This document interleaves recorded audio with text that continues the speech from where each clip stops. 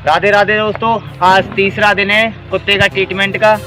तो आज इस बच्चे का ट्रीटमेंट करेंगे। घाव पे बहुत ज़्यादा फर्क पड़ रहा है, इसका घाव धीरे धीरे ठीक होता जा रहा है। आज तीसरे दिन के इलाज पे है, तो देखते हैं कितने दिन में ये ठीक होता है। इसके लिए और भी दवाई लेके आए हैं जो ज़्यादा से ज़्यादा इस पर वर्क कर सकें, काम कर सकें। धन्यवाद।